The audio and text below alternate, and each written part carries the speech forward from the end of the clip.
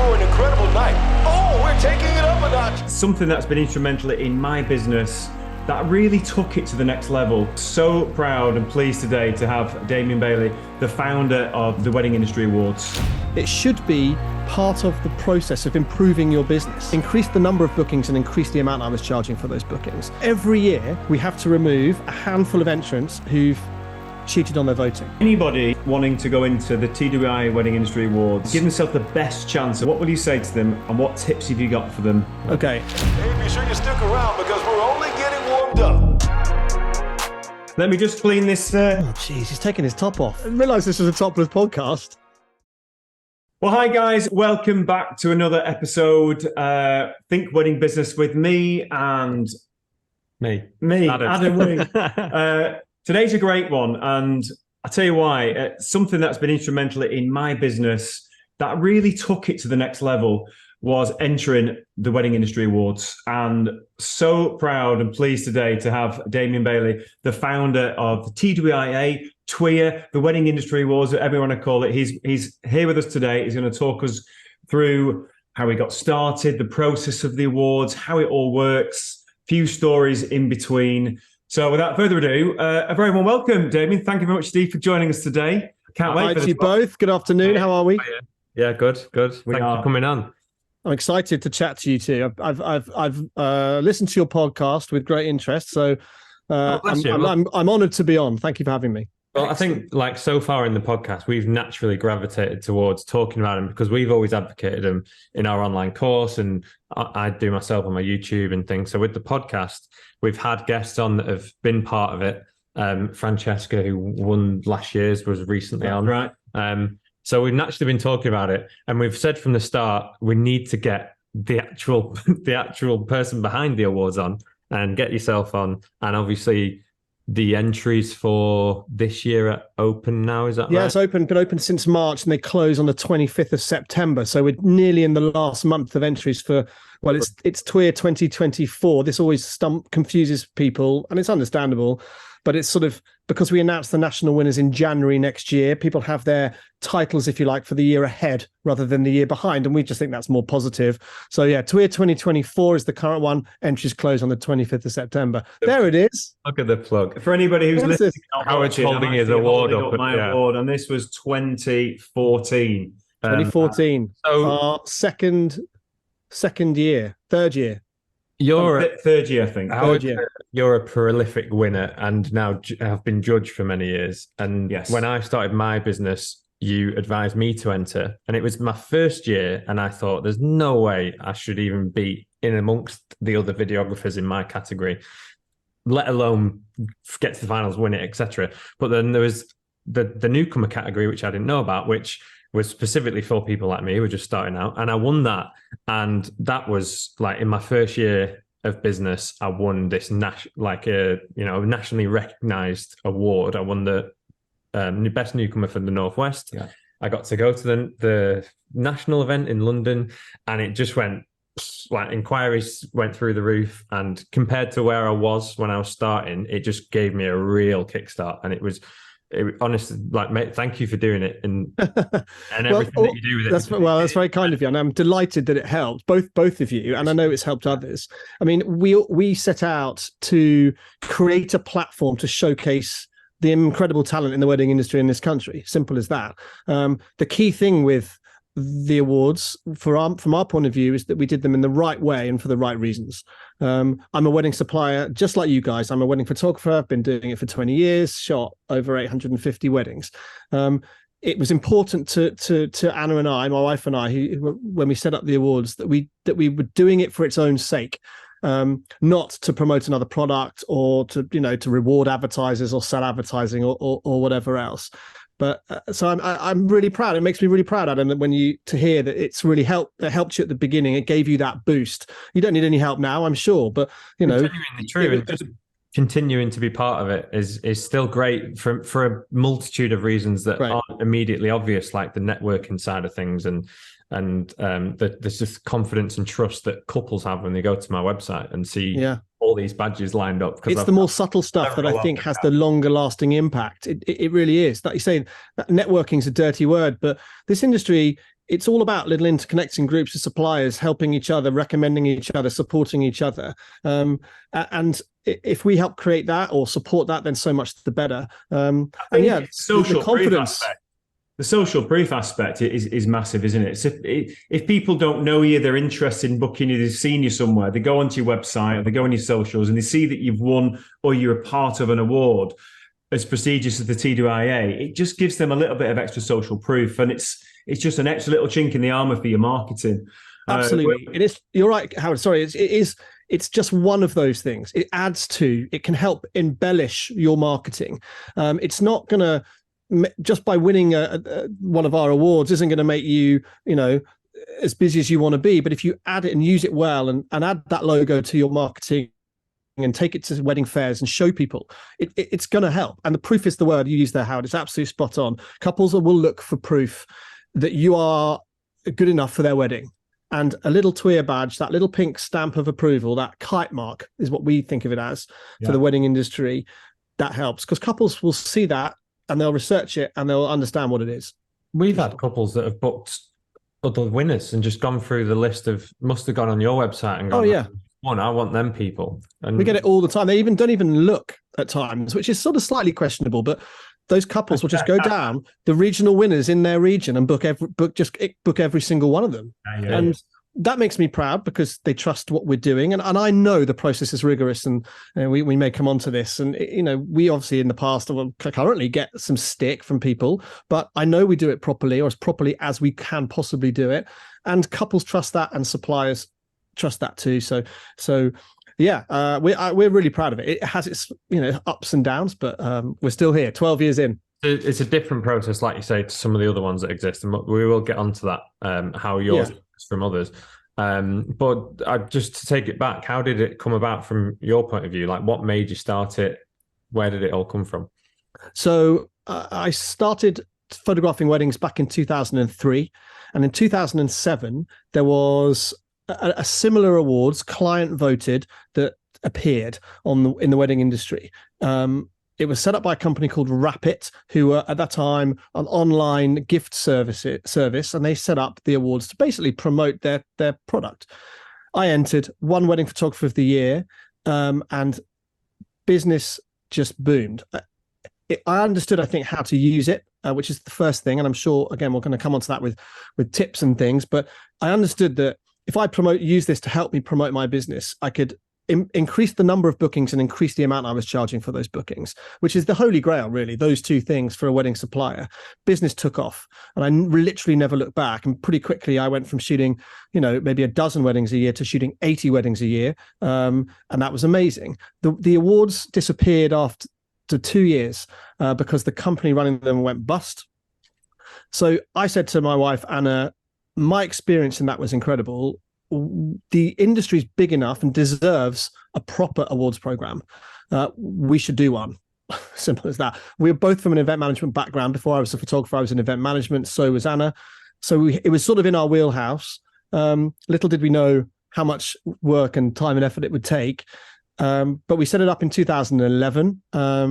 We used to only do one national event, but we always had the regional aspect to it as well, which we thought was really important because it's how our industry works. And then when did we introduce the regional events? I can't quite remember. That was an interesting conversation with Anna, though, because she's in charge of our events. And she went from 1 to 9 in a single conversation when I said we need to do regional events. And actually, they're the best bit for us. Getting out there around the country in November to meet everybody, to see everybody, to create this community that no one else is out there creating, not in the same way. That's really special for us. So yeah, it came out of a personal experience. And I'm still a wedding photographer. I still shoot weddings. So I'm in it. This is in exactly the same way as you guys are, as all the other suppliers, businesses who enter the awards. I am on the same page. I'm trying to do the same thing. I can't enter the awards, unfortunately, but the next best thing is to run it for everyone else.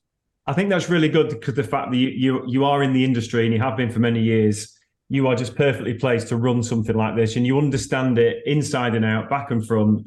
Because there's so many people, I imagine, who set up this type of entity who just want to do it as like a business venture and try their hand in it. But you live and breathe it and you have done for many years. I think you're very well placed where you are with this awards, and I think that shows. When did you enter? I entered.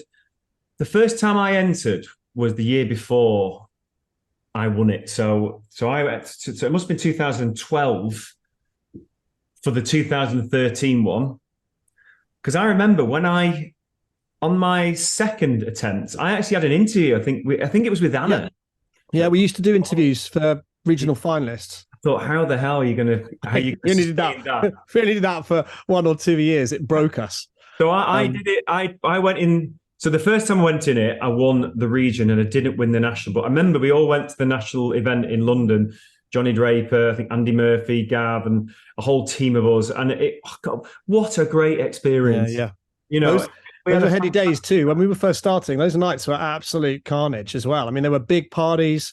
There was a lot of, It was at the Bloomsbury Ballroom the first time. Okay. We were at the cafe after that, weren't we? Cafe de Paris. Yeah, that's right. We started at the cafe and then we moved to the Bloomsbury Ballroom and then we went back to the cafe. And but I think you did 2 at Bloomsbury Ballroom. Yeah. I won in the second one. Okay. That's when I won the national. And I remember when I didn't win the national in my first attempt, it gave me so much more incentive and drive and passion to want to come back and win this award. And you know what it did? It actually helped me raise my game. And this is just one of the other little side things people don't realize what it does for you. And sometimes not winning the national can actually be a really good thing. Or not winning at all, or not getting to any level. I mean, between a quarter and a third of people who enter the awards don't become a regional finalist. So, for those, the message should be, and it's along the same lines as you're there saying, Howard, absolutely right. Well, hold on, I can either say, well, it's rubbish because I wasn't made a finalist and didn't win, or you can say, well, look, I really want to be a regional finalist or win.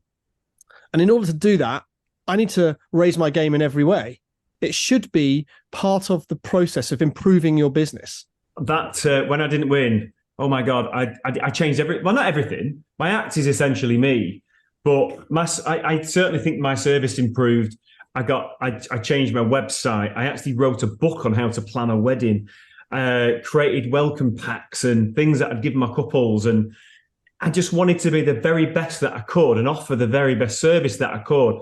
And then hopefully that would convey when I went in the second time and it gave me more of a chance. And whether it was that or not, I don't know, but it certainly did. And that's when I became the winner of the national award. I find that continuing to do it each year, when the entries come round, the deadline for getting your votes in and everything, right up to that deadline on the day, it's like a kick up the bum. As soon as I know it's coming round, I go back to my website and I go, right, I use that as my yearly, just stock take and go, right, how can I improve my website this year? What needs to be on my portfolio, all my new stuff? And it's a real kick up the bum because I want my entry and my attempt to win the award to be the best it can be. So, but the people who benefit most from that process are your couples, and that's the point. It's the winning an award. You'll do so because you do an amazing job for your couples. That's where this starts and ends. You're not doing it to try to win an award. It's a byproduct of being great for your couples. And there are incremental things that you can do to improve, and to be better at entering an awards for sure. But the bottom line is the finalists and winners are really good at what they do. That's for their couples. That's the most important thing. It's a win-win. It's a win-win in both situations. It helps improve your service, whether you win or not. Just re-entering. It's me just giving myself a kick up the bum and going, right, it's refreshing, isn't it? This is how you can improve and give yourself the best shop front on my website and my portfolio, and then in turn that helps. Yeah, we had a regional winner last year. She said in her interview afterwards that she'd entered 5 years in a row, and first 2 years she wasn't a finalist, and the second 2 years she made it as a regional finalist, and then she just kept. She said, I just was so desperate to improve my business to such an extent that I could win this award. It drove me, and then she won it, and she was in floods of tears. She said, I just can't believe it, because it's not. It's great to have won this. She was holding a little trophy. It's great to have won this, but what I know is that I've improved for my couples. And that is what really counts. You're holding yourself accountable, aren't you? Yeah, absolutely. And you're sticking your neck on the line. I mean, it's it's not an easy thing to do. It takes guts and bravery to enter an awards like this and to put yourself out there, because what if you don't win? Well, there's ways to deal with that. We may come on to it, but it's about using the process in whatever ways you need to make it beneficial to you, whether that can be even personal, just a chance to step away from your business and have a look at it from an external perspective, if you like, because we never have time to do that. We're all spending so much time in the business. We never have enough time to spend on the business. And we're the same. It's a classic self-employed thing. I think it makes you work on your business, though, doesn't it? When you're in this, it makes you create that time to do it and actually work on your business. This is what I'm getting at. I TWIA as my yearly stock take and go, and this is where I'm going to actually look at everything, my website, my service, how I interact with my couples, my quality of my filmmaking, like, right, how can I improve? Because it needs to be as good as it can be, because otherwise what's the point? I've entered these awards. I might as well give it my best shot. And then even if nothing comes of it, I'm like, well, at least I've got my website sorted. That's a job I don't need to do in January. So are you going to keep going? Oh, I don't know. I've never won the national. So the closest I've got was the highly commended at the national. So I've never won it. I don't know. With the greatest respect, I don't feel like I need to keep going in to win the award. The reasons I like to go in are, like I say, motivation. I said earlier, Adam, you probably don't need that boost. Well, you definitely don't need that boost anymore. It's more of a sort of self-satisfaction project. If that's what you wanted to do. I think Andy Murphy was the same. I think he was like, I'm not doing anything until I've won that award, and it's just year after year. Also, I've had friends that have won it, and in my region in the Northwest, I'm good friends with a lot of the videographers that enter, and each year we're all there cheering each other on, and it's really nice that we're not treating it like competition. I think that is another factor about this, the community aspect. We all sit. We're out every weekend shooting weddings. Fine, that's a sociable job. But the rest of the time, we are sitting at a desk at a studio, editing videos. I'm editing photos. Howard's doing his vocal exercises or whatever he has to do to get ready for the next wedding. But do you know what I mean? Yeah, exactly. So, but to be able to put 250 wedding suppliers in a room together and see them supporting each other, not having a go at each other. There's plenty of work to go around. Seeing that and the camaraderie, because guess what, Adam? I would imagine if you're busy on any given wedding day, you're going to recommend someone that and you may well have met them at a wedding industry awards event. Because how else are you going to meet other wedding videographers unless it's I know there are other ways to meet them, but it's offline.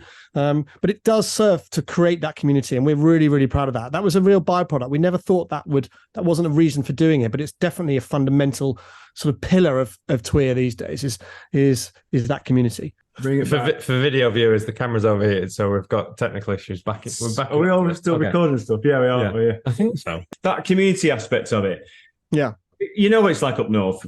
It's brilliant up here. There's so many brilliant venues with so many great suppliers. And going in the awards in them early years, for me and a lot of my friends and supplier friends, it created this real good bond between us all. And it was such a good thing. It brought everybody together. And it's just like what you said before then. And we're a big advocate of this. Making friends within the industry, you recommend each other. You trust each other, and just being part of the TWIA process just really cemented and bonded those relationships. It's like now my best mates are in the wedding industry. People like Johnny Draper and Tom Harrington, Murphy, Adam, and we've been bonded over the years. But certainly TWIA has been a big part of that and helped create that. It's we're really proud of that. That's great. I know that you guys work together at weddings regularly as a group of friends working at weddings together. It's no better than that. Oh, we have such a laugh. I mean, it's not as much as what it used to be perhaps then, but when we do get together and we're working on a wedding, it is just brilliant. Yeah. You made out like we'd met during TWIA and we became friends through. No. I've known you since you were born. Like when you were a chubby baby. Howard forgets sometimes that we are family and that it's not just a business. Yeah, but you coming into the wedding industry has really made our relationship so much better than it was before. Adam, did you go into the industry because of Howard? Yeah, probably. Yeah. So Probably. Yeah. What do you mean? Probably. There was no doubt about it. I definitely did. I wouldn't have done it without Howard, but it was a very easy like, why don't you try doing this? And it's a couple £100 on your weekends, and I was like, wow, Yeah. cool. Yeah, I'll do that. Sure. Sign me up. Yeah, I mean, there was no interest from my point of view at all in any, and then one day he's just like, do you want to give this a go? I was like, what? I can get how much? £100 Yeah. one day. And little did I know, but obviously I fell in love with it. And the wedding industry is one of those no one ever dreams of, but when you're in it, you sort of look around and go, don't tell everyone else, but this is a pretty fantastic place to work. It's like it's not work. To life, isn't it? It's an amazing thing to do. I love it. And it gets a bad rep. Everyone goes, oh, weddings, yeah, just move the decimal point. They're all really expensive and all that stuff. And I sort of get that. But actually, the level of the quality of wedding business, wedding supply in this country has risen hugely over the last 10 years. There are some incredibly talented people out there in all aspects of the wedding industry. And that means weddings are better. But it also means you can make a living out of it, and it's a wonderful, joyful place to be. It's exciting. It's emotional. I absolutely love it. I stumbled in it completely by accident. And it's become a major part of our life. So yeah, it's good to hear though that you have admitted that it was Howard who got you into it. That's important. I'd tell anyone that asked. Like, I wouldn't be doing any of this without Howard. And I wonder what would you have been doing, Adam, if you hadn't got into this? Teaching. I was training as a teacher. So I trained as a teacher as well. Yeah, maybe that's the thing. We both escaped. Yeah, I wanted to be a teacher all my life, and then got given a camera. But the really important thing with this is Adam was like a sponge, and he wanted to learn, and then the passion grew and grew and grew, and he followed instruction really, really well, and then absolutely smashed it. And one of those instructions was, right, you're in a position now, you've come into the wedding industry, you need to go and apply for the wedding industry awards. Adam was like, well, I've only just started. It doesn't matter. They've got a newcomer section. So even if you've only done 5 weddings, it doesn't matter. You can still enter as a newcomer. As long as your business is less than 12 months old, you can do it. And he went, oh, sure, are you sure? I said, just do it. And then obviously I helped him and gave him tips and advice that I think would help him. And it did and worked. Yeah. And as you said, your business went through the roof from there. Leads us on to the next question. So the Wedding Industry Awards isn't the only wedding awards service out there, and like there's some in the Northwest that we know. But yours is unique in the process of how it's all done. So if you can talk us through like how one enters and what the process is, and because it's not just a case of most votes wins. It's no, far from it. Popularity contest. There's a lot more to it, and that was the most fairest way of an awards. And that's why it's so accredited, because it is judged by people that, like in my category, it's judged by top end videographers. It really is. Yeah, I mean, we've worked so hard at that. I mean, it's very easy to set up an awards, and if I owned a wedding magazine back in when those existed, you'd have an awards that basically rewarded advertisers, encouraged advertising, and sold magazines. That makes sense to me. But it's a muddy area when in those there was no voting. It was either just a judging panel of editorial staff, or maybe a couple of experts judging all the categories. And it certainly wasn't voted. And if it was voted for by anybody. So when we set this up, we had to make sure it was from the very beginning, it was client voted. This has to be based on user experience. That's the only gauge that's relevant to the suppliers and to their future couples who might be looking at the awards and see who's won. So that's the first thing. So when you enter the awards, you create your judging profile. We ask some questions specific to your category about your business that you fill in. You can upload photos and videos and all that. And then you send a specific link to your eligible couples to ask them to vote for you. And each category has different voting criteria that those couples vote on. So they'll give you a score out of 10 in 7 or 8 different criteria specific to the category. And we then take all that data and use it in the judging process. So the date range this year is if your couples can vote for you if they got married between the 2nd of October the 10th of October 2022 and the 2nd of October 2023. They can only vote after their wedding, so they have to have had the whole experience of you and what you do for them. And it's only one vote per couple, so both parties can't vote.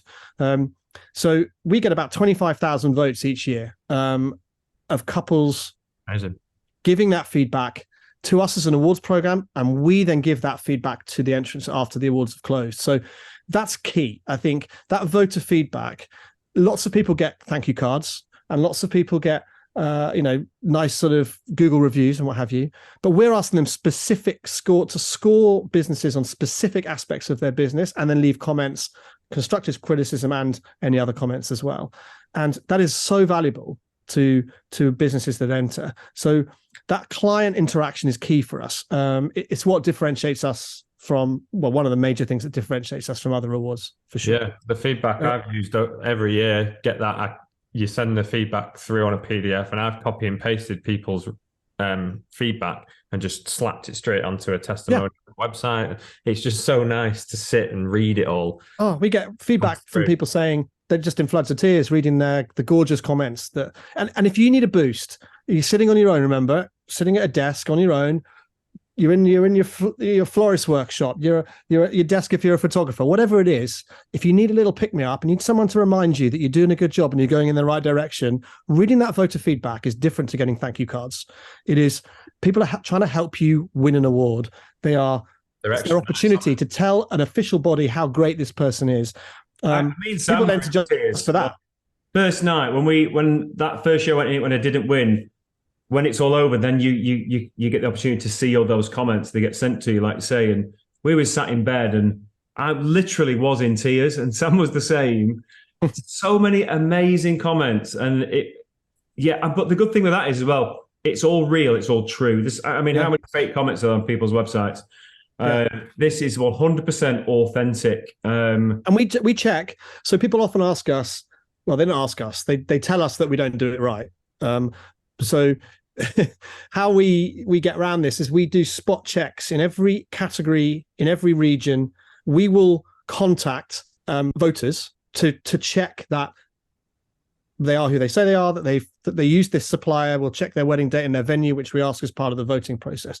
And every year we have to remove a handful of entrants who've cheated on their voting. Oh, wow. We bust people every year. Because people are just writing the votes themselves. So there's no way we can make it foolproof. Part of this process is appealing to the people's better nature to do this in the right way and for the right reasons, just like we're trying to. But we do have mechanisms in place to spot people creating votes for themselves. It's never going to be foolproof, but it's as foolproof as it can be. We work really hard on that. Let me tell you, it's a full-on thing. Oh yeah, I never thought people would do that. Yeah, I know. It just wouldn't occur to you to do that, but people do. We record. Obviously, when someone votes, they're voting from a device that usually has an IP address, and we record those. And I've seen in the past entrants every vote has the same IP address. So there's just a giveaway straight away, and then you have a conversation, and then suddenly they're not in the awards anymore. So we take this really seriously, and I think you have to, if you're making it specifically client voted. If you're going to do it right, you've got to do it right. I think sometimes most of the time, if not all the time, not all the time, that's not fair. Some of the other awards are great and actually been around longer than we have, but certainly there are some that are completely Mickey Mouse, almost to the point of being a scam, to collect your data to then sell on to other businesses effectively. And they're not worth the paper they're written on. Yeah, and I think there's some as well who are selling. Well, there's some that off the back of it, and some that are just most votes win. So if you've done 100 weddings a year, you've got a much better chance than the person who's done 20 weddings a year. And obviously, like as we all know, the number of weddings you do doesn't necessarily mean that you're more successful.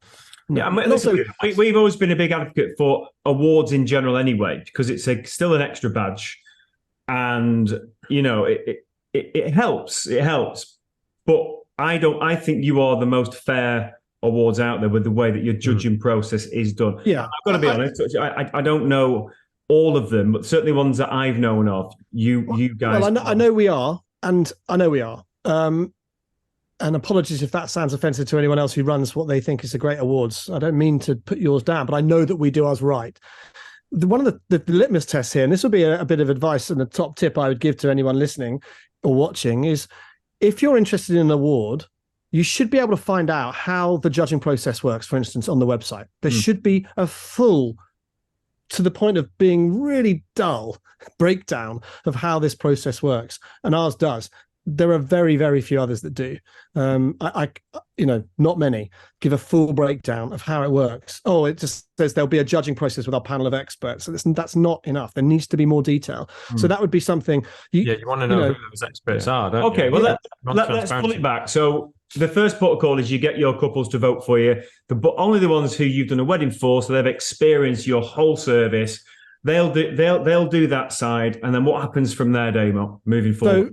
So let's take this year for example. The entries close on the 25th of September, a little earlier than normal, and then voting closes 1 week later. So effectively, you could enter on the last day, and people do, and then they have 1 week to get their votes in, which works because people respond to a deadline. It's human nature. Yeah. And then the judging process starts. Now, this is the other aspect of our awards that's very, very different to others, and something, again, that I'm really proud of. We've worked really hard on.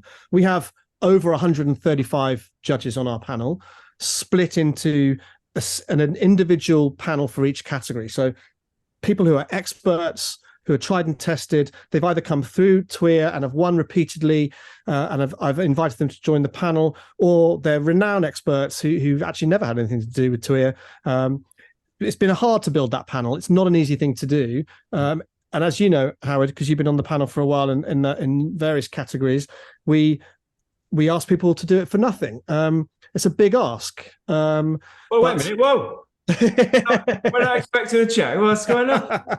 Well, I think that's it. If we paid our judges, it would just be so dodgy. I think it would just be, we couldn't afford to do it, and it would be dodgy. And I think you get stuff out of being a judge. Listen, that's what makes it real. People they're not doing it for a monetary gain. They're not doing it for them personally. They're doing it for other people to help them. And that's why I do it, and that's why I let my friends do it. And it's interesting as well, I think. It's interesting to get an insight into what's going on in the industry. I feel when I don't do much judging anymore. I usually step in if someone can't do it for whatever reason, only in a category that I have any expertise in, like photography. But I just feel like it's so satisfying knowing that you're going to give someone this boost. If they're good, you can see they're good. In order for that person to do well, so when both of you succeeded in these awards, it was because all the judges in the category thought you were excellent. So this is another slight issue with the judging panel, and sorry if this is boring, but it's important that we're never going to create a panel that's completely unbiased and doesn't know anyone who's entered the awards. But what we do have is, in the photography category, we've got probably 15 or 16 judges. There's no way that an entrant's going to know all of them. That's the point. And in order to win, you've got to garner sort of favor and a positive judging from a good proportion of those judges. And what I love is when I see the results, it's usually very, very clear. There's usually a winner, and all the most of the judges have agreed. Sometimes we have it very close, and there's a highly commended. That's how we do what you might term a runner-up, but we call it highly commended, and that's given to someone who's been the top, who's very close to the winner.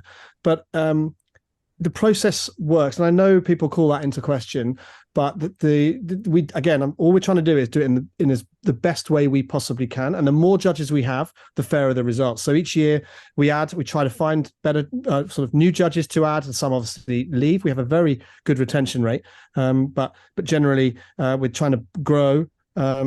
It's probably the single biggest part for me of the awards is managing the judging and the judging panel.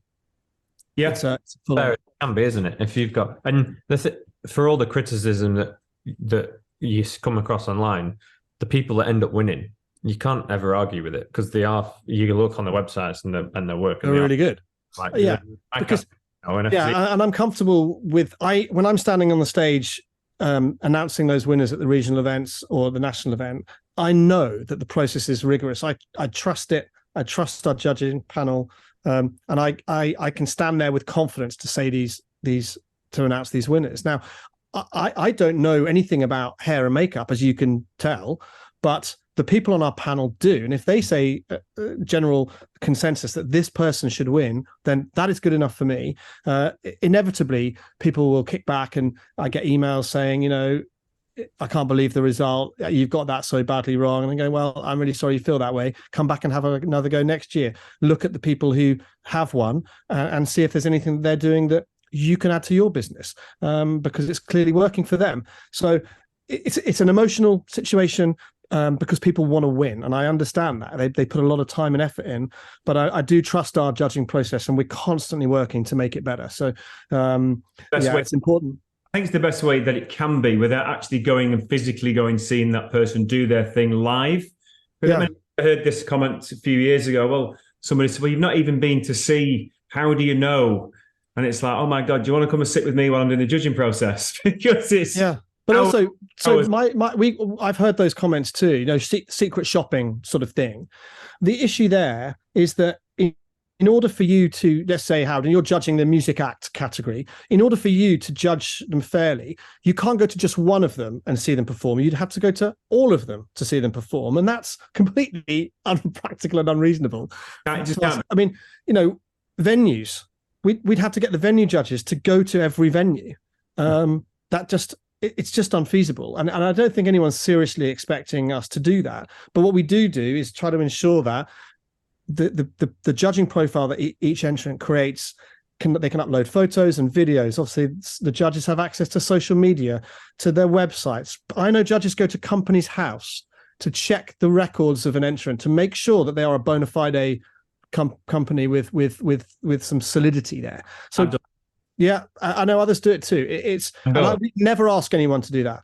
I love the fact that people do that, because at the end of the day, the results stand on our judging panel as well. They have to do it right, because if they get the decision wrong or the process wrong, then it's going to sort of come back to them, and it has done in the past, and that's been uncomfortable. But yeah. What are the judges looking for then? Just to add on. Well, I'm going to pull it back with a proper question for that, I think, because I think people are going to really want to know. So it was my question. Your question wasn't proper, Adam. No. Because this could be a good one, good soundbite. No, you know better than me. Carry on. Do it. Just say thank you to Uncle Adam. So anybody wanting to go into the TWIA Wedding Industry Awards and want to give themselves an edge and give themselves the best chance of winning the awards, what will you say to them, and what tips have you got for them as they enter the awards?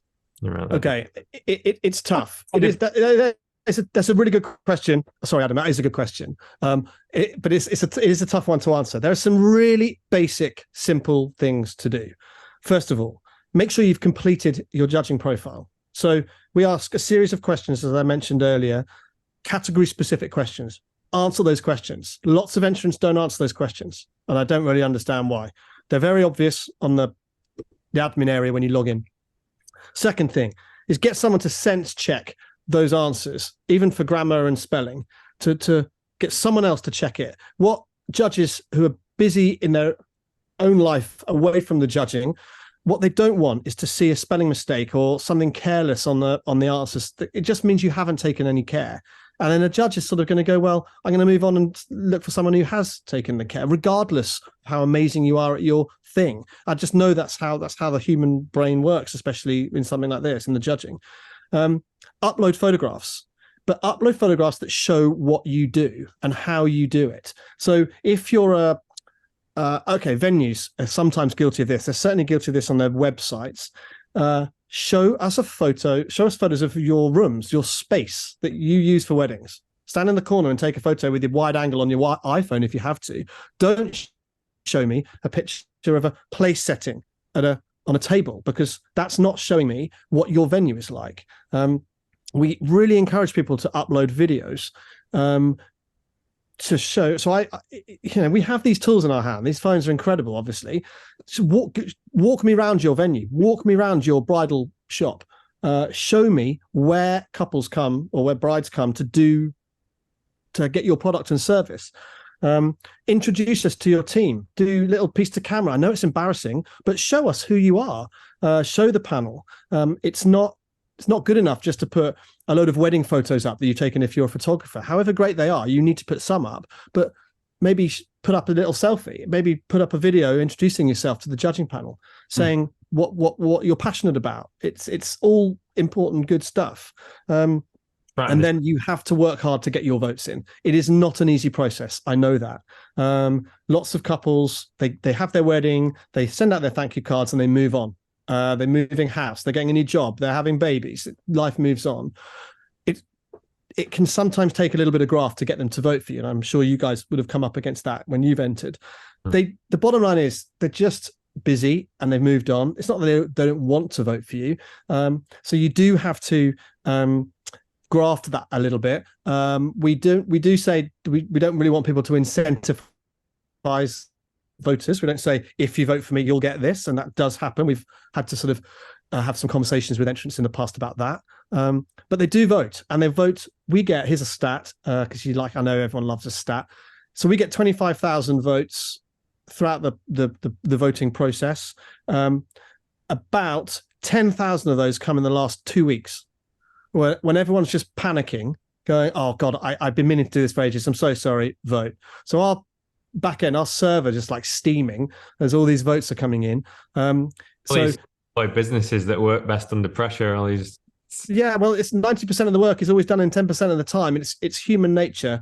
A lot of suppliers who have success in the awards enter late.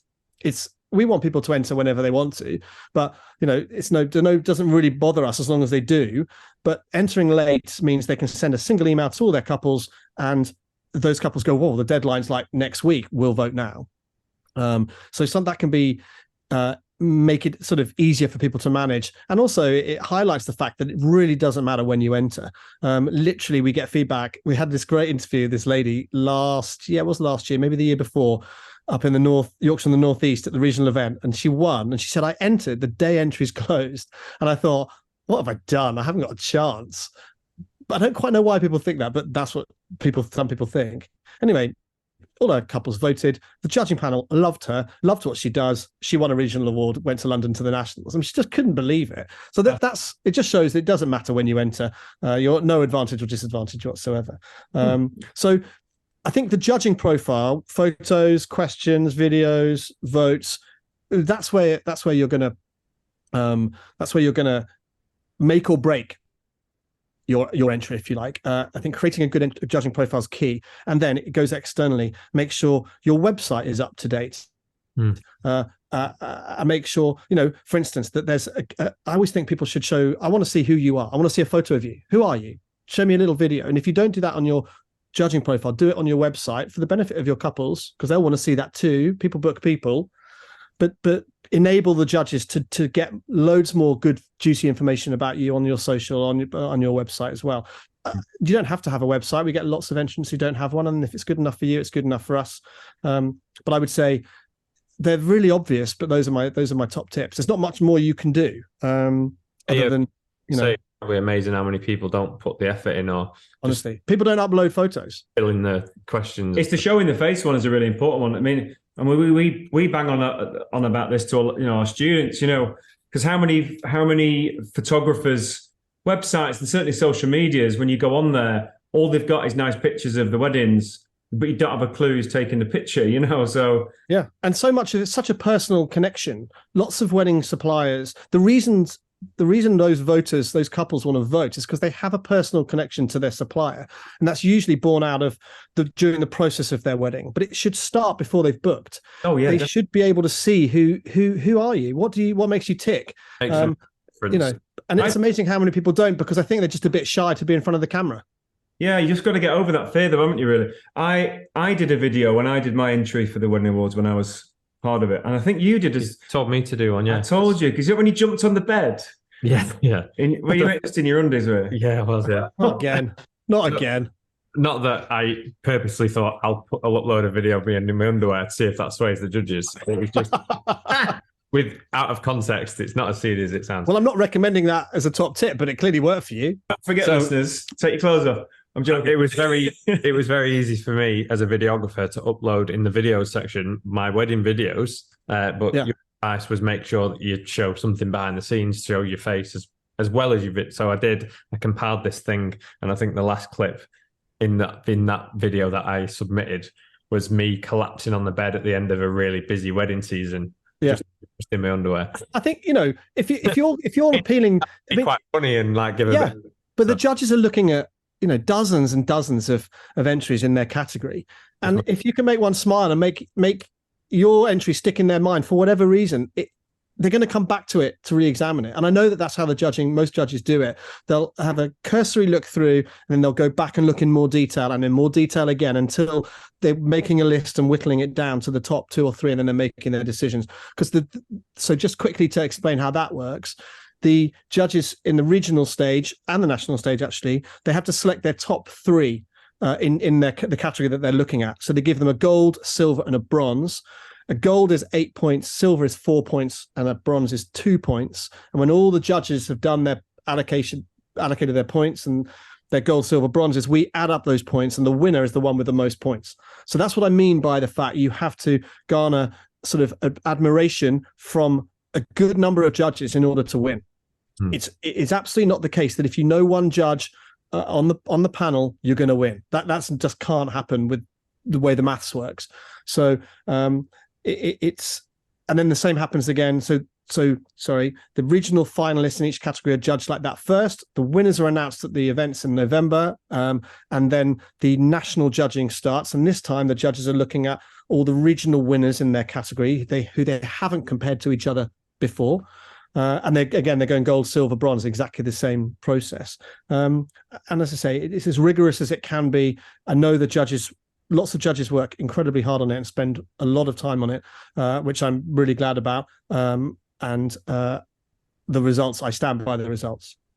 Yeah, just to go back, I was going to ask, so is it common for the judges, and do you encourage them to not just look at the entries and the profiles, but to go beyond that, stalk the social media's websites, do the Yeah, absolutely. I think these days, no hiding, is there? No, social media has to become part of the judging process, and they're not judging you on. Well, we don't give any judging criteria, so we don't say to judges, "Here's what we want you to look at." We need to give judges free rein. That's the whole point. They're using their expertise. They need to do that with free will and free rein. But they're looking at social media. They're going to look at your website. They're going to go to Companies House. Some of them, as I said earlier, I never imagined that people would do that, but they do because they take it seriously. And I tell you, who make some of the best judges, who are the most diligent, are the ones who've been involved with TWIA and done well in it themselves, because they know how important it is to the other suppliers. So they have a proven track record of excellence in the wedding industry, whether that's through TWIA and obviously because they're busy and have been doing it for years, and are consistently busy. And they come in and judge really rigorously because they know how important the process is. So yeah, but they're going to look at whatever they feel they need to look at to make their decision. But if you fall at the first hurdle and you haven't filled in a question or any questions, and you haven't uploaded a photo or two, then they're gonna. It's hard for that for you guys for entrants to get that back. They're going to move on to somebody else. Quite annoying. I mean, I don't want to give too much away of judging process, but I do find it annoying when I'm judging people and I look at the profile and I think, well, they've clearly not tried. It's almost like they don't want to win. And it annoys me because I'm like, why would you go into it and not put any effort into it? And some of them stand out clearly from others. And I want as much info from that person so I can make an informed decision. Yeah. And if I've not got anything that I can judge, then it's very difficult. Yeah. I think sometimes people want to judge fairly. Yeah. If they're not giving me much to go on, then it's hard, I think sometimes people are perhaps a little bit guilty of, let's take the photography category because it's my area of expertise, in inverted commas. I think sometimes photographers think it's a photography competition, and it's not. They'll upload photographs because that's easy for a photographer to do. But by skimming over those profile questions, they're missing the point. This is a business awards. This is about your whole, as rounded a view as of your business as we possibly can get within the realms of possibility and practicality. So if you just upload 10 photographs and rely on and hope that the judges go to your website to look at some more photographs, and you haven't invested time and effort in everything else, then I would recommend you invest time and effort in everything else. That's how I'd put it. Yeah, definitely. Yeah. 100%. So obviously we've touched on criticism, and there are, I'm in especially in the photography and video communities online that I'm in, where people say it's like a popularity contest and it's money-making thing, and brides and grooms don't really care. Like there's negativity around it. Yeah. Does that feed back to you guys? Do you see all those comments? Yeah, of course. I have to say, so we've always got negative feedback, negative comments. And I think, frankly, I would expect that. You can't create something that everyone's going to love. It's just impossible in any aspect of life or business. We're Marmite. I've got a little thing here, actually, which I got given, which I really like. I've eaten it all now, but a little TWIA branded Marmite pot. So you could personalize Marmite pots, and someone sent me one that just had TWIA on it, and I love it. It sits on my desk. In fact, I've got two because I like Marmite. I have stopped trying to convince everybody that we do TWIA in the right way and for the right reasons. Lots of the negativity comes from being people are misguided, misunderstood. There's lots of myths around TWIA that just aren't true, and we answer those on our website and on our blog. There's no point in trying to convince everybody that we're doing our best and we're doing it in the best way possible. What we have to do is to concentrate on providing a really good product for those people who want to be involved. That, like any business, that is it. We will answer people's comments, negative comments on social media. That's where they tend to come, and we will say, thanks so much for getting involved, for your comment. We want to just make sure you have all the information you need to make this decision about what you feel about what we do or whatever. Here's the relevant page on our website that purports to your comment. So we'll try and just sort of say, look, the information, what you're saying is not true, and here's the information on our website that shows that. And it tends to be around, there's lots around the entry fee. There's a sticking point there. Why should you pay to win an award? Well, you're not paying to win an award. You're paying to enter a competition. In the same way that a GCSE, your school pays for you to sit that exam. Yeah, you pay to enter a triathlon. Isn't there? You pay to enter an awards in any other industry. Every industry has an awards, and there are entry fees. And in fact, I would question an awards that doesn't, because at some point you're going to have to pay for everything that we give you for free. So included in the entry fee for TWIA are things like you get all the logos for free. You get a free listing on our directory that's only for entrants and finalists and winners of the Wedding Industry Awards, which is a really big selling point. You get and all the other stuff we've talked about, the community, the voter feedback, the events. And okay, we charge a ticket price for the events too, so that is extra, but they're low. It's under £50 for the regional events, and it's under £100 for the national event. And the entry fee, just so everyone knows, this year is £108. That's Inc. VAT for those that are VAT registered. We don't think that is a huge investment cost in your business and in yourself personally for the amount of benefits you get back. So we're always trying to say it's about value, not about cost. So the negativity comes. We try to, no one wants to be educated. No one wants to be, but we try to just say, look, all the information about how this works is on our site. We're super transparent, which backfired slightly when someone basically copied exactly what we did or tried to. But maybe it's that later. Happens. It's just a sign that you're good, Yeah. So if you're not pissing else off, then you're not being successful enough. So yeah, it was just so blatant and so crazy, and it didn't work for them anyway. So anyway, so yeah, the negativity's there. We're never going to stop it. We were chatting before we started recording, and I used to answer all the social media comments myself, and it started to have a really negative impact on me personally. I'm gonna say on my mental health, let's say. So we now have somebody who runs our social media on a daily basis, and she's amazing. And I tend not to see any negative comments unless they require some specific attention, because I know they're there. I just don't necessarily need to see them. And Rachel, who deals with it all, is brilliant. But I used to call. People would be sort of trolling us and be repeat sort of haters, if you like. And I would go onto their website, find their phone number and call them have a conversation like a human being. Let's talk about this, and I'll answer any questions you have. I'm not going to shout at you. I just want to answer your questions because you have some. And it was always amazing how those people would completely change their tune when they were talking to a human being who, oh, by the way, I'm a wedding supplier. Did you know that? Oh, you haven't seen that page of my website, our website. Everything would change. And by the end, it was they were offering to, promote us on their blogs and stuff. I think just don't hide behind your keyboard.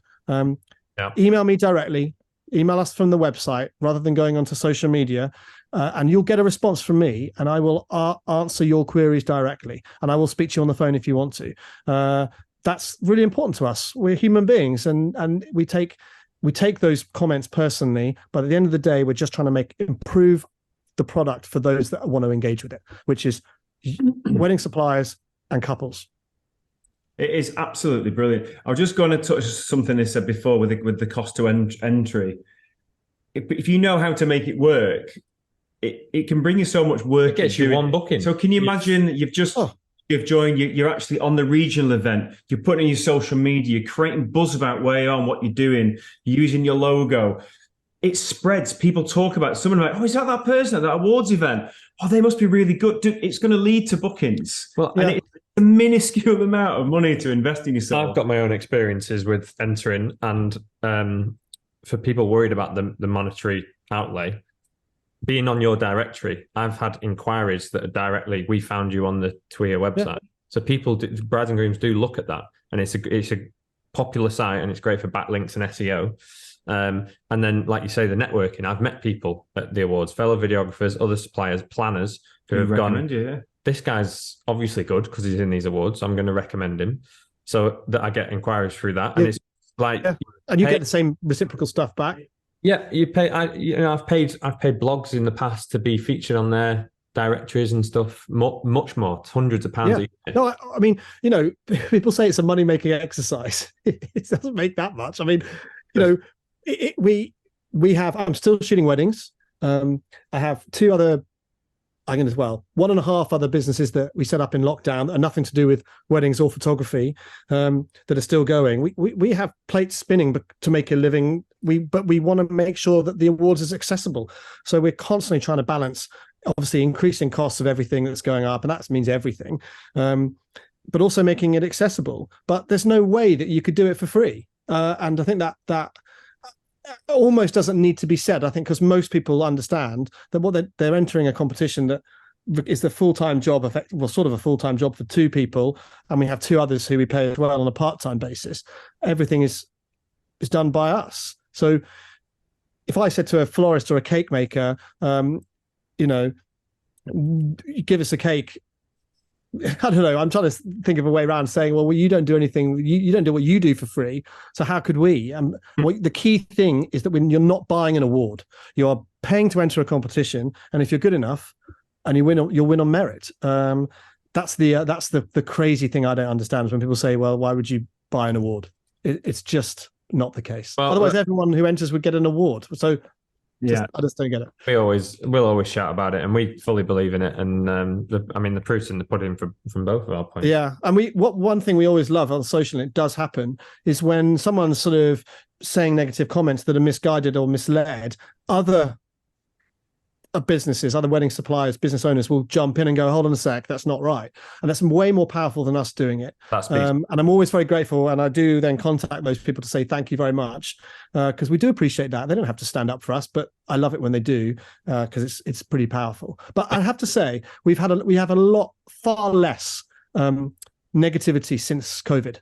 It's definitely reduced. I think people are a lot more just live and let live. Now, we went through that experience, which is pretty unpleasant as an industry, perhaps more than many industries. And there's an element of, look, I don't want to enter the awards. I don't like it, but I'm just going to keep that to myself and just let them crack on, because there are plenty of people who do. And we've noticed a real downturn in the amount of negativity, which is great, frankly. I think it's a much nicer place to be. About, people are fans comment, and you'll reply and you'll inform where applicable, but what you're focusing on, not the people that don't like it. You're focusing on the people that are entering and making. Yeah, like you would with any customers. I think that's the right approach. And at some point, I know that there are some. I've got a folder in my email of people that have repeatedly, fair play, they've contacted me directly, just sort of slagging the awards off, or me personally, which has happened a couple of times, and that's fine. But they have then gone on to enter the awards, and I've kept an eye on them. There's one in particular, obviously I won't tell you who they are, but they absolutely used to send me an email every day telling us what an absolutely ridiculous thing it is, TWIA is, and how terrible it is in every regard. And then I noticed one year that they'd entered, and they won their region, and they entered again and again and again and again, and they never had the humility to come back and go, do you know what? I was wrong about that, and I'm sorry. Because it's easy to hide behind a keyboard. Anna and I, and it's me mainly, make ourselves. One of the reasons we like our regional events is we get to make ourselves available to everyone to ask us questions.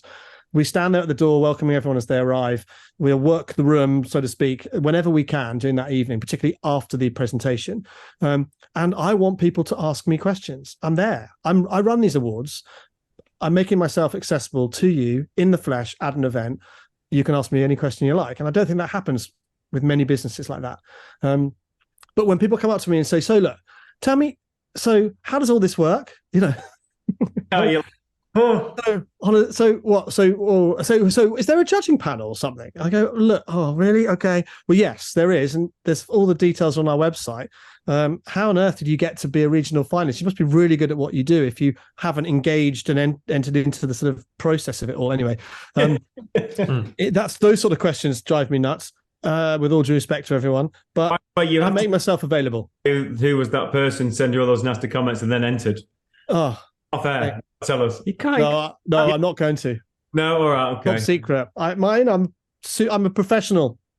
But I do love the fact he entered because it's a he. It's not a girl. Oh, it was he. I did say they all the way up until the end. There, I said they.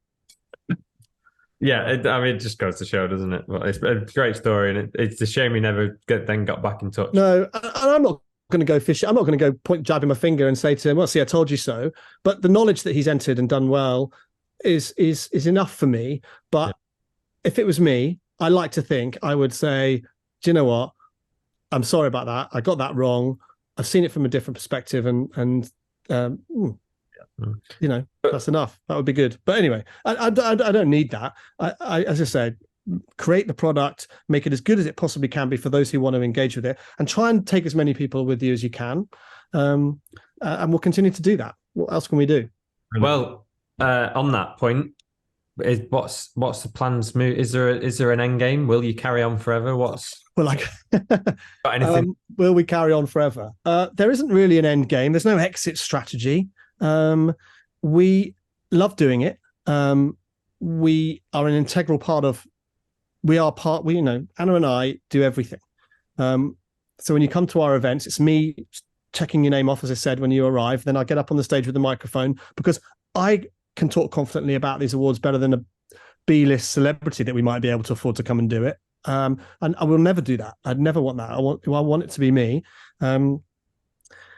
It gets tiring. November is brutal for us. We do 8 events in 3 weeks, and I've just turned 50. Anna she will hate me for saying this. She turns 50 2 weeks time, and we've noticed it's just getting harder. It's late nights. I mean, we used to party with everyone afterwards, but now we've changed it so that we drive halfway to the next venue that night, so that we don't have any beers and we don't ruin ourselves for the next day. One of those events, haven't we? Mate, honestly, some of them back in the day when we would stay at the venue just got out of hand, and I'd be up. So we go to bed at like 2, and I get up at 6 to de-rig and drive to the next one and do it all over again. And it just I just can't do that anymore. First national, when I won the newcomer and I went to the national, and it's at Café de Paris. Yeah. Is it a burlesque bar? It has been, yeah. There's some interesting artwork on the walls, or was. And had some pretty direct questions for me when I was trying to put all these receipts through. And he researched it, and he was like, "I'm not sure you can claim burlesque bar as expenses." And I was like, "No, it's a genuine." It was. That's so funny, though. Unfortunately, bless it, the Café de Paris didn't survive lockdown. It's been bought by Pasha, the nightclub group, and turned into a big nightclub. So we've moved from there. We're now, for the last 2 years, we've used the Underglobe which is under Shakespeare's Globe Theatre, which is great. And we're looking at another venue, maybe to change it for January 25. But no, as for the plans, well, I've got a few little pipe dreams, which I'd like to do. But it's enough for us with the other plates that we're spinning business-wise as well, just to do this one thing as well as we can, which is deliver those events, run the judging panel, run the process, come up with trusted results that help promote the excellent talent in this country in the wedding industry and help couples find that talent. That's enough. We're not doing it as well as we keep trying to improve, and that's our main goal. There are a couple of little pipe dreams, which I'll keep those cards close to my chest if you don't mind. But are they pipe dreams within the Wedding Industry Awards or something separate?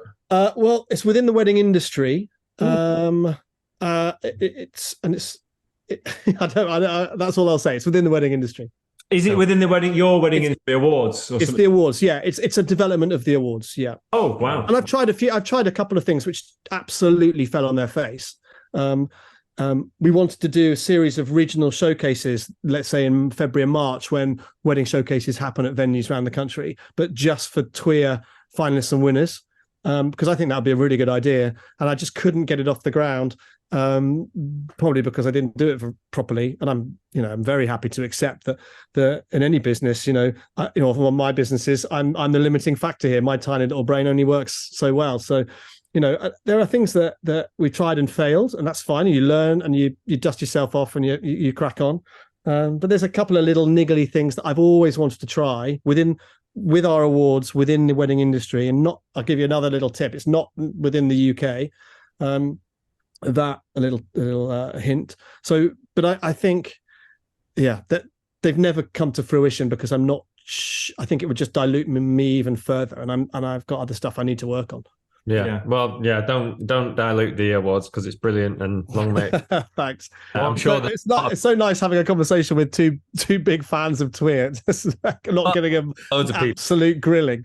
That would probably, even people listening to this that would want to thank you because I would be confident in saying you've changed people's livelihood. Well, or helped along that. Yeah, I think we've definitely helped, and we get that feedback. We get emails saying. The loveliest things we hear are if you know how to use it, and you mentioned this earlier, how you just knew what to do with it. I think it should be fairly obvious. You've got to sing it from the rooftops if you do well in TWIA, or if you enter it. Frankly, just if you enter. But if you do well, it shouldn't drive your business. It should drive your numbers. It should drive your bookings. It should drive your price. But we get feedback saying it's improved my self-confidence. It's made me improve my self-worth. Gives me goosebumps just thinking about that we've created something that could have that much of an effect on people. I know it's had that impact. And I know that there are lots of people out there who didn't have success to begin with, but came back again and again and again and constantly trying to improve their businesses. Oh, and by the way, this might help me win an award, and eventually did win. And that's incredibly satisfying because the people who benefit most, and we were saying this sort of off air earlier, the people that benefit most are the couples who you're working for. That is the end game here. It's about raising standards in the industry and recognizing those standards. And I'm really proud that we help do that. That's all we've ever tried to do. I just want to sort of chip in with this one when we talked about using it, because you saying you knew how to use it when you won the and I kind of did as well. What advice or what's a good strategy, or what sort of action should people take when they enter the awards, through the process, and then after? If you can sort of, so if they've won and they've got that badge, isn't it? So when I first, as an example, when I first entered, straight away on social medias, I've entered the awards, right? Bosh, keep talking about that. Get in touch with your couples, obviously, so you can get those votes in. But the way that I used it after when I won the award was I contacted my local press, my local papers, got articles in the paper. So is there anything else you think people can do to actually use it, to help them benefit actually going in the awards as well? Or just... No, I think it's a really good point, because I think if you win, it's obvious, it's easy. But for most people, obviously, within awards, most people don't win. So how can you make the most out of your TWIA journey, for want of a better term? We have, first of all, there's if you go on our website and click on the WordPress icon in the top right-hand corner, you'll go to our blog, and there's a blog post about how to make the most out of your TWIA journey. There's loads of other useful stuff on there too, which I think we probably don't make enough of, but it's there. The first thing I would say is this entering TWIA, regardless of how you get on, can create a narrative content for your social media and for your emails that you're sending, or you should be sending. People will sit up and take notice of the fact you've just entered. It shows confidence, self-confidence, which is an attractive quality in any business, but a wedding business particularly. And couples will go with you on this journey if you show them. Now, there's going to come a point. So that means taking, photographing, using our logos. And I know obviously that promotes us, but that's not really the point. I want people to promote themselves through TWIA, to take your audiences with you on this journey. Say that you're excited. Show that vulnerability, that you're nervous, that you're worried about this, that you really want to do well. Again, when you open yourself up to that vulnerability, it humanizes you. It personalizes your business. I think as you get through to the nub of it, when you're at the events, let's say you become a finalist. Amazing. And not everybody does. That's another thing that everyone thinks. Absolutely not the case. As I said, about a third or a quarter of people every year do not become a finalist. But if you do use that logo, everyone's going to go, oh my God, well done, congratulations. Clients past, present, and future. And if word of mouth drives our industry, it's going to drive it when you've won something like that or become a finalist. People are going to pat themselves on the back and they're going to say, our wedding florist, the one we selected before she won an award, has just won an award or become a finalist. There's a lot of self-congratulations going on there, which happens in the industry. Our wedding, all our friends said our wedding was the best wedding they've ever attended. It happens. And then I think at the event is key. You need to come armed with, obviously you're going to have your camera. You're going to take photos and videos. You're going to tag other people's success. You're going to share that love with your audience and with other people who are in that room. You're going to come, if they even exist anymore, with business cards to give to people. If you're a musician, let's say, and you are a finalist or a winner on the night and you're in the room, you're going to go and seek out, find who the wedding venue owners are in the room. And you're going to say, hi, I'm a finalist, or I've just won tonight. I'd love to be on the recommended supplier list at your venue. Now, why wouldn't a venue just want a long list of recommended suppliers who have all been finalists at an awards program like TWIA? So you've got to work the room. One of the things we've always tried to work out, we've always failed, is how do we differentiate between people in the room? How do we show what category they're in? Do we make them wear a hat, different colored hat, depending on what category then, or a sash? You don't Please do that. don't do that. No, we're not doing that. Although I'd love to try it. It'd be so funny. Is there an app that does it? Well, I've looked and there isn't anything that does exactly what we want. And we obviously can't create one ourselves. So that is a challenge. You're in that corner. Yeah. But actually at the national event, it used to be a little bit easier because inevitably national finalists, regional winners from each region would stand together. So you'd get the Northeast in one corner and the Southwest over there, and everyone would travel on the train together. And that was sort of made it a little bit easier. But the regional events are more challenging in that regard. So who's the loudest region? Okay. Well, the Northwest. Hey! And I'm not saying that. I know you guys will be pleased with that. The Northwest has always been rowdy, without doubt. But in their own way, they all are, because you've got we get 250 guests these days at our events. They're excited, they're excitable, they're out, which doesn't happen very often for wedding suppliers. They're up for an award. The nerves are jangling. Booze has been drunk, and I encourage a rowdy audience. You will not. Our events are parties at which we hand out awards. We do not have formal sit-down dining because it doesn't work in our industry. If I'm going to an awards event with Anna, we don't come on a table of 10 like a corporate event. I want to be able to work the room and mix and mingle and I don't need a full 3-course meal. I just want something to nibble on. I'm nervous. I'm crapping myself. I need some booze and I need either a seat if I want to, but I'm going to be standing at the back pacing foot to foot. That was where why we decided to do half theatre style and half standing of all of our events. And the atmosphere that creates is electric. Our events are loud and raucous and funny and emotional, and I love that. You're always in the zone. I remember seeing it at the final events. You're always focused. You're in the zone. It's great. So moving on from what you've just said there, we always ask a question to everybody who comes on the podcast. Right. And that the question is, have you got any funny stories that have happened to you? We normally ask them within their business on weddings, but we're going to say maybe at the events. If you got an embarrassing story or just a story that you can relay. Okay. So, well, Howard, one of them involved you, but in a really good way, in a positive way. I'm going to remind you of this. So, I didn't expect this. Yeah, go on. So don't worry. You come out very, very well in this. So, on the back end of our website, we used to have the ability, the functionality to load in the winners and then time it when it was released onto our website. So that when we announce the winners, when we announce the winners at the event, that information goes straight up onto the website automatically. Now, I did load it up. You can see you nodding. I think you know where I'm going with this. I loaded up the winners. But didn't set the timer. I only get the winners information the day before the event anyway, so it's last minute anyway. But I loaded them up on the night of the event because I'm super paranoid about this sort of thing, but forgot to set the timer, and the the winners were immediately shown on the website. Now, luckily, everybody who was arriving at the venue was already arriving at the venue, and I do remember that the phone reception and the Wi-Fi weren't great at that venue.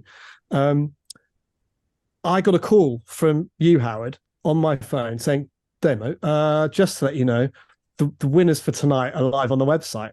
So I had if you run an awards, that is the absolute worst thing that could possibly happen when you announce early. It's like Prue Leith did it once for Bake Off. Do you remember? She tweeted the winners because she was in the wrong time zone and got confused. Oh, no. I've never been. So anyway, I basically hung up on you, Howard, which was rude because I just needed to go and deal with this. 3 or 4 people saw who were in the room, and I had to sort of sort that out with them. I was so grateful to you for spotting that and calling me straight away and not doing anything else with it. Like someone else, I know you would never have done this, but people would have gone, oh, the results are already on the website, and put it on social. I was able to put that fire out pretty quickly. But from now on, well, I've had that functionality removed from the back end of our website. I don't even want, so after every awards event, I have to go with my laptop, get on the Wi-Fi and manually put in all the winners in the back end of our site so that they appear on the page. I refuse to have any sort of timer. So that was one. I've been collared. I've been physically collared by disgruntled regional finalists or well, usually it's national finalists who are disappointed not to have won. Should we put it that way? Literally grabbed me by the lapels and got physical with me, and Dorman had to come and step in and remove those people. That's slightly unpleasant, but I sort of take it as a little bit of a compliment because they care about it. People want to win, and they put a lot of effort in. It's usually alcohol fueled. Yeah. I was sat in a kebab shop one year at 1 o'clock in the morning, and the kebab shop was full of TWIA finalists. I wish I'd been there. We were all in this kebab shop chatting and going, which one did you? Oh, go. And we were like networking over Donomate. Those are the photos I need on the website. I think I'd love images like that. They're so funny.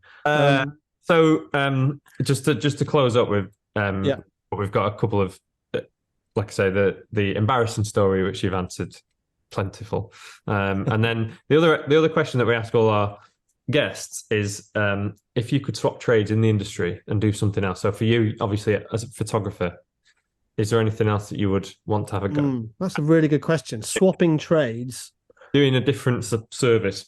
I think I would like to. Oh, the dogs come in. Come on then, sit under here. Hey, I'd like to run a venue. I've had. I think photographers are rare within wedding supplies in that we see pretty much every aspect of what goes on at a wedding. There are others who do as well, but we are paid to be there from when the girls are getting ready until people are all over the dance floor and beyond. I'd like to, and Anna and I have talked about this, I'd like to use that experience of 20 years to to run a venue, to buy a property, develop it into a wedding venue. We looked at it ages ago. In fact, just before the financial crash back in 2008, and I'm glad we didn't do it then. And we've never sort of got there. But that's probably what I would like to do, because we're both from that event management, hospitality background. We've had experience with weddings plus our events, and I think we could do a good job of that. There aren't many other aspects of. I tell you what, the one I wouldn't like to swap with, maybe I'll flip the question around, is I always admire hair and makeup artists when I'm working with them, because their clients see their work immediately. It's done. So as a photographer, my clients see my photographs within 1 week of the wedding, but I'm not in the room when they look at them. I like that. Howard, when you perform, you're getting a direct feedback from that crowd, which is always very positive, I know, but it must be incredibly nerve-wracking. And for hair and makeup particularly, because no one's had any booze, well, not much at that point. And it's incredible, so important for brides and bridesmaids and mums to have good hair and makeup. And I always, that moment when they get the mirror and they just sort of show it and they're going, what do you think? And they go, oh, and some bridesmaid chips in and says, oh, I don't really like that bit. And I go, oh God, I'm going to redo that bit. No problem. Oh yeah, I can redo that bit. Yeah. I would not want to, I think that's incredible. And I always admire them when they just deal with it really calmly. Last question. This might be an obvious answer, but from our last guest, Johnny Draper, fellow photographer. Yeah. And we're going to ask you to leave a question for our next guest. But okay. The question for you was, what's the first piece of advice or the one piece of advice you would give to someone starting out in the wedding industry, whatever field? That's a great question. Did Johnny know that he was asking me this question? Oh, okay. Not that makes any difference. What piece of advice would I give? Your awards. Enter the TWIA award. Yeah, other than that. Yeah.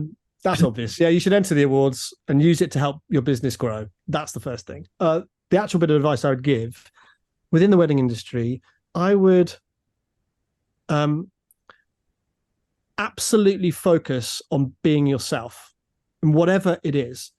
Don't look too hard at what other people are doing to begin with. There's an aspect of that where I think you need to at some point, but really hone in on who you are and what you do and why you do it, and show that on a website, still the way most people do it, and also on your social. I think that's really important. Be brutally honest with yourself, and who am I? What am I doing? Why am I doing this? And show that to your prospective couples, because you will then get couples booking you that want you and what you do for them. And all you have to do, in inverted commas, is pitch up and do it. There's you're not trying to be someone else. And I know that's probably the same in any business, any walk of life, but people in the wedding industry, people book people. Your service will come second and a close second, but you need to have a very clear understanding of who you are and what you're trying to do and why you're trying to do it, and explain that to your perspective. I think it's like finding your own superpower and just going with it. Yep. I was obviously inspired by other artists when I first started out, but it wasn't until I started to do pretty much what I do now, go in and entertain people. I found my niche, and I realized this is me. Yeah. This is what I'm meant to do. Full throttle, Yeah. Yep. Great advice. Now you're going to ask me a question to leave the next person. For the next person, yeah. Yes, please. And wedding industry specific, I guess. So how... Wedding marketing business... general businessy question, specific. Okay. But I mean, it can... okay, so the question I would ask is, what else goes on from what I was saying, I think. If you're not doing this already, and if you are, what else would you do on the day to promote yourself and your business? Or the moment when you're delivering your product to your couples? So what I mean is, if you're a florist and you deliver the flowers to the house, what are you doing to promote your business at that moment? Other than the fact the flowers look lovely, what else are you doing around it? And the thing that springs to mind as an example is, I saw a florist,